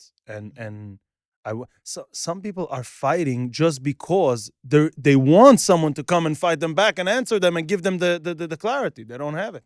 Yeah, some fight to fight, some fight. It's a whole move. I worked with this with years. I don't judge anybody, but I understand it fully. I'm not saying it to be with them. I understand where it's coming from. I understand that when a person grows with no love, he gets choked. Because love is oxygen and you need it. And if you don't get it, you're choked. And when a person's choked, he takes everything that moves. I was a lifeguard before the army. They used to tell us when somebody's drowning, in the last 10 seconds, his adrenaline's so high, he needs oxygen. When you come to save him, he's going to drown with you. He doesn't see. So I asked them, but I'm coming to save him. He says he doesn't see anything. He just wants to live. It's to grab, yeah. Yeah, because there's a technique what to do. But the idea is the same thing today. People are craving because they're neshamas. They're craving for love. They're normal for craving for love. And they take everything that comes. Drugs, psychedelics, ayahuasca, all the zachen, and start to give me halachic explanations. Give me a break. Give me a break. Everything's inside you. All the happiness, the love, the koyach is inside you. You got to go through maybe a painful process. Agreed. What do you prefer? Ignoring the pain, numbing it down with drugs and parties, it's going to crash into you. Me as a frum born and raised, I just want to sum it up that what I learned is the less you look outside, the more rich and solid and stable and meaningful and healthy and helpful and exciting and love is at home. And it's much more than you can ever get outside. And even when you do get something outside, you don't get anything there. You stay with nothing. It's not more. It's another level. It's not like a level from 1 to 10. This is 10. This is 1. This is dimension 1. It's another dimension. It's not even the same dimension. This is emes, and you can't bring it over, especially to teenagers that are saying yalla yalla. They have no idea. I understand. Yeah. I understand. Okay, so they will take drugs, they will take whatever it is to feel high and high, but their heart stays numb and painful. Yeah. When I understood this emes, I came to the yeshiva And I told the rabbi, listen, I have time for nothing. I was in the wrong army. I want to do the same army here. That's where the 2 a.m. comes in. Right. So tell me what happened. So I'm starting to no sleeping. It was 2 a.m. It was afterwards. I'm starting to sleep on The same you didn't sleep in the army. You and said you're same not and going to more. sleep and do what? Learn and daven and learn nothing. To catch up. I'm telling you, go 10 p.m. to sleep on the floor. Wow. Wake up 11:28 at night. You were like the soldier elite unit of this yeshiva. Yeah, I didn't chap yet that time, the heart and the zachen at that time yet. Just be a soldier of Hashem. There's no time for nothing. Just learn and learn and learn. No eating, no sleeping. I couldn't chap how people are sleeping for 8 hours. Huh. And eating for 45 minutes makes no sense. But none of their business. I was like, the Rosh Yeshiva tried to balance me. Listen, you gotta sleep, you gotta eat. I told them, hey, You don't tell me. don't aim up to be a soldier. Torah you can teach. This is my part. So I chapped. I'm a cuckoo. Yeah, I didn't say. So He he let you go for how long? let me. Listen, what happened? A month, another month. It was a long story with a lot of details, but he told them not to mess with me. I said, okay. What happened was after like a month and a half, one night I go to sleep, 10 p.m., wake up 9:06 in the morning. Whoa. It was a miracle. For you, it's not a miracle. It's teva. For First me, time in how long? no, and 11 hours, ever, never. Ever, never. Wow. Even the madlik, ever, never. I could.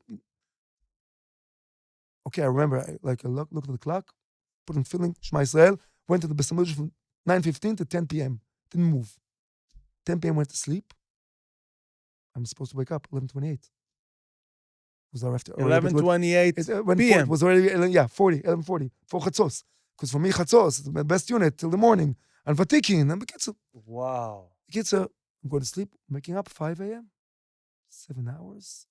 Started thinking, what's going on here? This Rosh Yeshiva put a sleeping pill in my water. Really? For sure. What's the option? It's one option. One option. Okay. I'm a Secret Service person. That's how I think. Okay. I went to him, opened the door. Whoa, how dare you? What do you do? You have to understand the gaps. Give The guys with the out. big gemore, with the capital Chazoy, Yeah. comes in, puts up his head. What? Did you put a sleeping pill in my water? What happened? You woke up late? Aha, you admit. He said to me, no, I told you it's not going to work. Wow. He said to me, yeah, but you're admitting.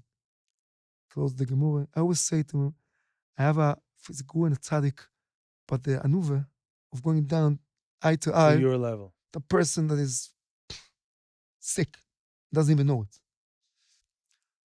Says to me, the Rosh Yeshiva, I told you it's not the way. I said to him, what do you mean? I told you it's not the way to work. I said to him, Rabbi, I was like this for 5 years. I understand normal people can't do it. It's fine. I did it. I know I how did to it there. achieve stuff, yeah? He said to me, but there, the Yetzer Hara was keeping you up. Every second is another Ravayre.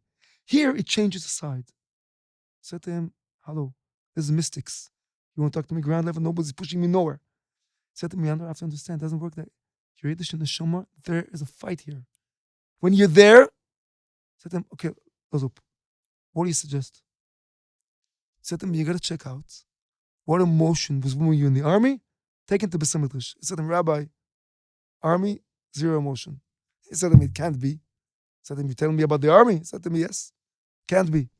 Where were you in the army? He said, telling me I was this. He said to me, there is only emotion. Rabbi, this is not a... He threw away all your theories. Rabbi. What kind of emotion? Gave? Oh, he gave me some Sforim. Look at the Sforim. He said to me, these books of emotions. He says to me, look, and he gave me a Rambam, and he says, he marked it out.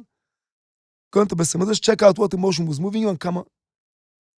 And when I came out after almost an hour, I said to him, we're talking about Midas Agava? He said to me, yes. I said to him, what's going on here? He said to me, Tzadik, they fooled you. When they said no emotions, they mean you can't be weak. You can't express weakness. What happens to a person which is not aware of his weakness? Did you ever fail? He said to me, I said to him, ever, never. He said to me, you're the weakest person in the world. They're messed up, not rochnis. They messed up your heart. They kill your heart. They kill your option to be needing, because we are needy to Hashem, and you don't have this. I said to him, so what are you saying to me? He said to me, you want to grow? you can't use your emotions, they're messed up. I can't fix them, and you can't fix them. But one emotion you have, plenty. It's a Balgaive. Said to him, okay, be a Balgaive to be Yid. Wow. Flip the coin. Go to Beis Midrash. You know what's a Yid? You know what's one mitzvah? One word of Torah? One sumera, one esatoiv? Pump your ego to be a Yid. Your Jewish ego. Vayigba libo b'darkei Hashem. Wow. Said to him, what about the other emotions? I can fix it and you can fix it, but Hashem could fix everything. Go back to Beis Midrash, learn Torah be'iyun ve'bekoach, and ask Hashem with tears to help you. Open your heart. I answered him, Torah be'koach, I can do. Tears for kinderach, not for me. Wow. I went in. That's part of what they taught you. At that time, tears was not available. Not an option. I went into Beis Midrash. He went, I should sleep well, eat well. I started 20 hours of tzifus, learning and learning. No understanding. And I have an average cup plus. Nothing. No What are you talking about? Gemura and stuff? Mishnah, Gemara. I guess the other thing here was weird. Physics I could learn, mathematics I could learn. Comes to Gemara, doesn't go in. I didn't know then when you're messed up with dirt, Kodesh doesn't go in. Gemara is not a Jewish law. It's Dvar Hashem.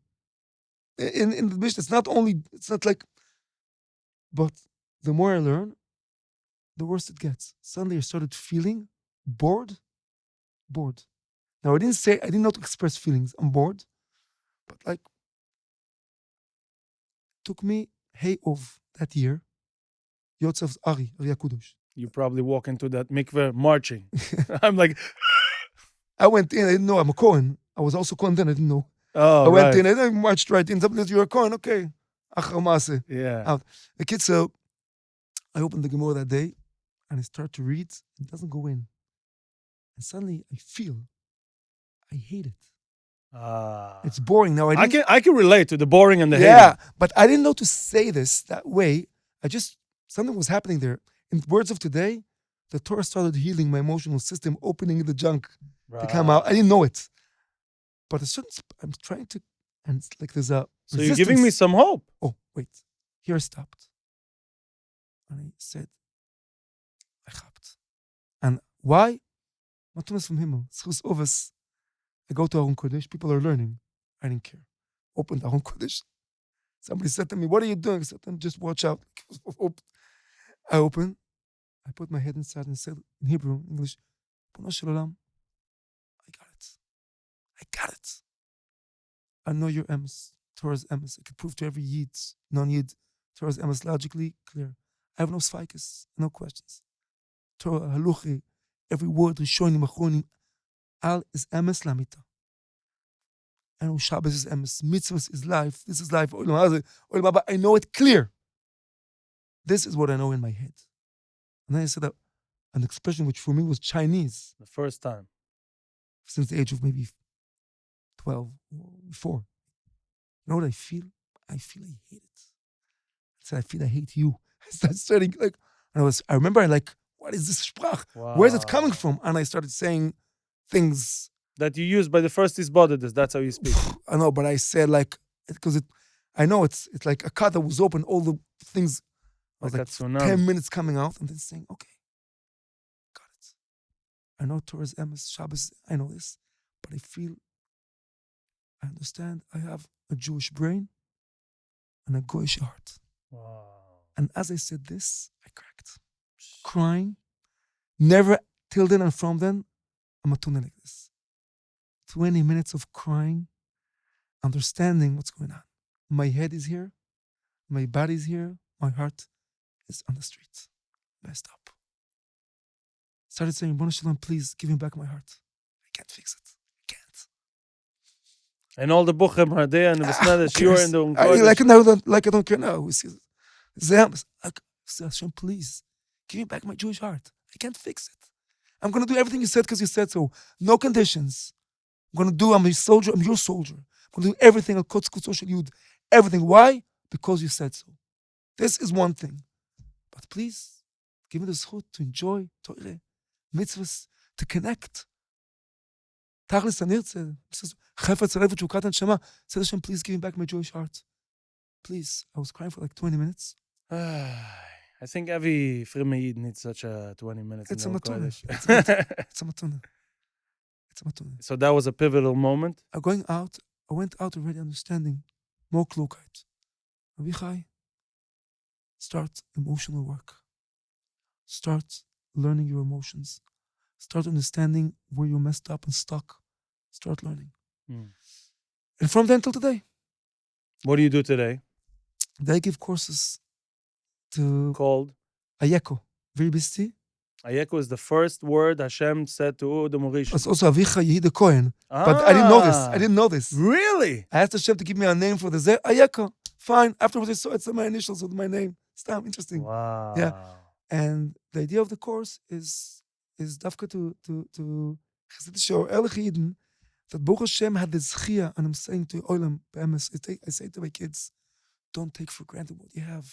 It's a schia at the same time, because we take it for granted. We don't give chashivas to it. Yeah, this is your Nisayan. Yeah.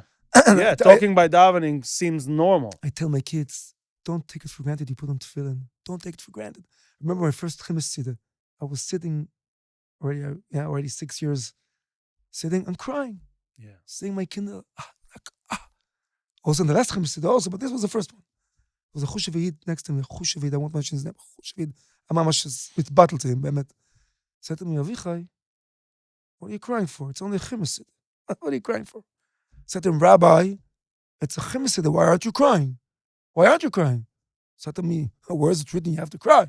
Yeah. Said to him, where is it written when he is crying from Simcha? You ask him why you're crying. Where is this written? Said to me, Nitzachtan ibni. And the Yetzirah, B'sefer shel Yetzirah. You're right. You're Baal Tshuva. We take it for granted. Taf Tshuvatin. Yeah. It was a Ehrlich Yid. He's a Talmid Chochem. He didn't say, what are you saying? So he heard. He said, if I'm taking for granted what I have to do Tshuva. Yeah. And, it's like, yeah, so I could cry from tefillin. I could cry from small things. Not issue to cry, Dafka. I have Feel it. I Live it. have a lot of work to do. Look, I have a lot of cleaning to do. But to be happy with being the son of Hashem and having the ups and downs and the best unit of Hashem, Klal Yisrael, Chareidische world, under the supervision of Gedolei Israel, doing the emes because it's emes and working it out. Yeah, there's ups and downs, backwards and forwards. There's fight and baya. So it's mainly this course, Ayeko? The idea of the course, I gave a lot of lectures for Kiyov in the secular world, all over for years. Baruch Hashem. I started calling for years. My rabbi sent me to go out to Klal Yisrael, and I learn, and I also go out, and I give those courses in the past 10 years, which is there's nothing new in the course. You give it in New York also? Also in New York, in English here, in Hebrew, in Eretz Yisrael. The idea is to be aware of what's happening inside you, to differentiate between who you really are versus what you feel, and start putting things into order and starting to be. I could say I started the course, meaning that the last 3 I couldn't join because my balabus. I remember. I didn't finish it yet. Also the Ta'ilis. But I can tell you that it was so tough. You hit home. The silence at the beginning scares me the most. You have that, I don't know if you still do it, but a few years ago you had that 20-minute silence at the beginning. I thought I'm going to die. That was the hardest thing for me. But you definitely go in very, very deep, and you train the people to dig their best self out of it. Yeah, I mean, it's inside you. It's called It's not, I'm not studying anything new. It's all genuine Judaism.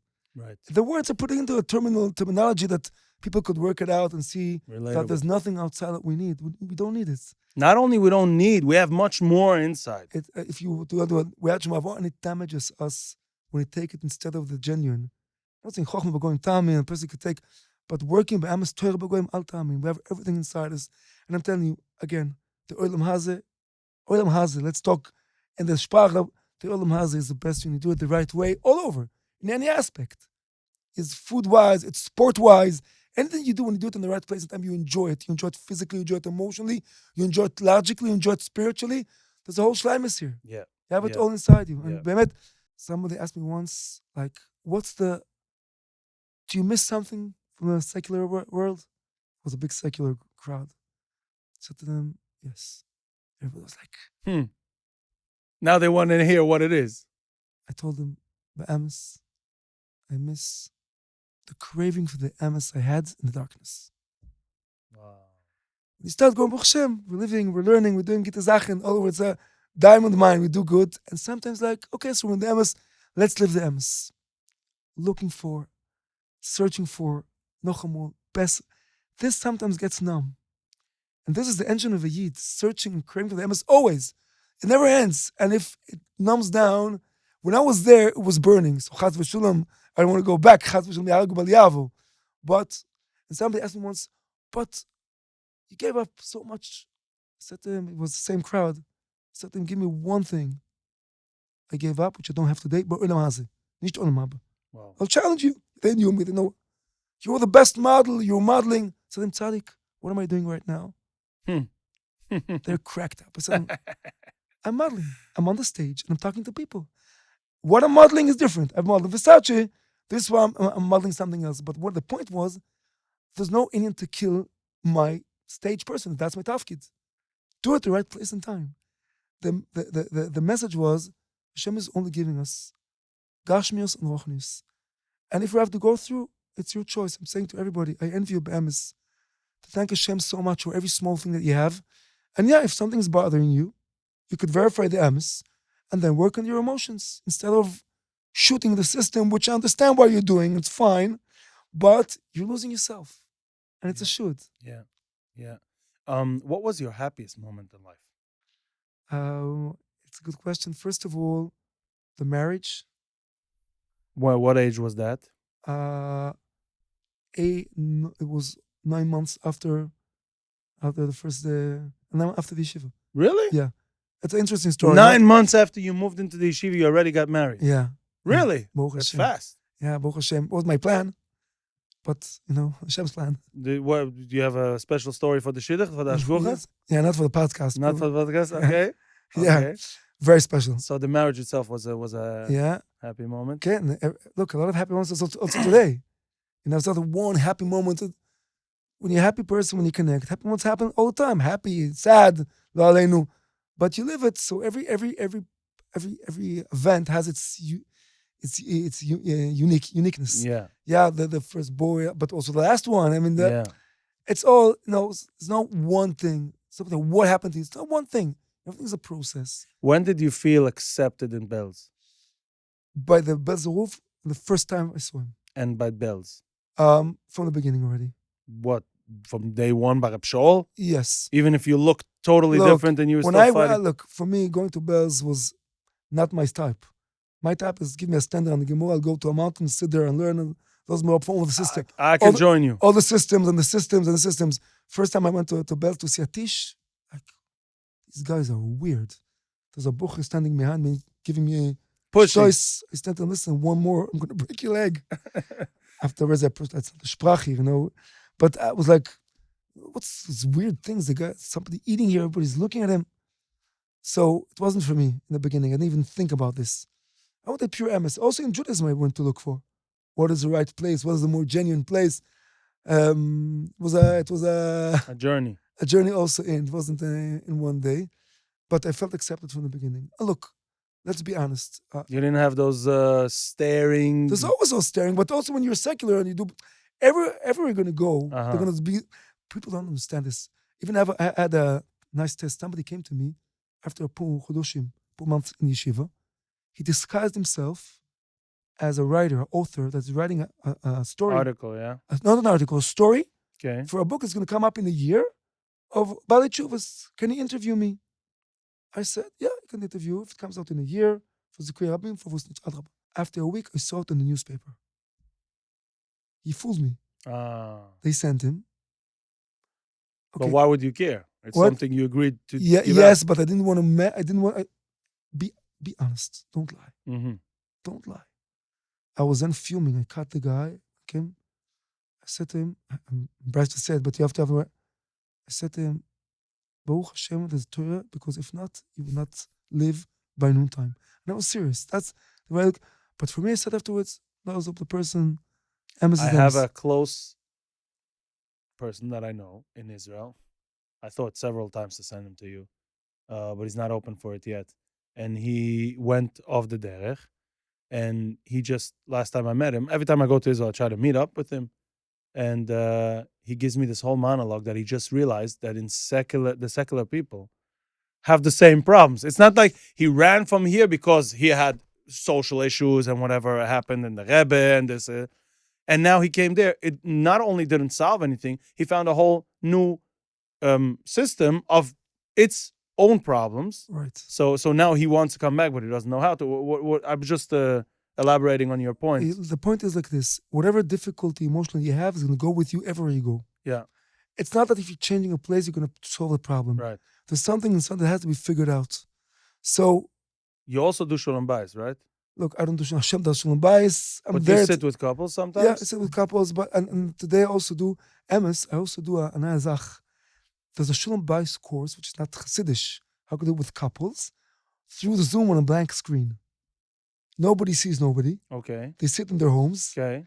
They only see me, but I don't see them. You have this thing. I heard that you take off your glasses when No, but this is couple the comes. no. Beseder, this is push it, not Shmir Asanaim, not to look at the issues. It's push it. Push it for who? Push it for a that wants to be connected to his heart and to Hashem, and not as push it. And be even more invested in his home. Yeah. Zero distractions. Yeah. Zero. Yeah. So the idea on the Zoom, Emma's my Bnei Bayis, she gives to ladies, and I give to men. But since she doesn't know English, so when I do it with Chutz La'aretz, I give it, and the couple has his work with themselves through the week. So it's a new thing. That's not called ayeku. What is that called? It's called V'ahavto. Nice. Yeah. Nice. Yeah. By the way, V'ahavto, b'chol levavcho, right? Yeah. Al levavcho, b'chol levavcho. It's all about getting your heart into Yes, push the it, equation. Yeah. Vaimuan is a big, big movement today, which I adore and respect a lot. But they keep saying how keep fighting. They never say the benefit of it in your home. You're gonna enjoy much more. You're gonna be much more in peace and aligned. Of course, we can do a whole podcast about alignment. Yeah, it's not just lose out on it, give it up, sacrifice it for Hashem. You will be much more satisfied. What you're saying is, look, there are two approaches with both emes.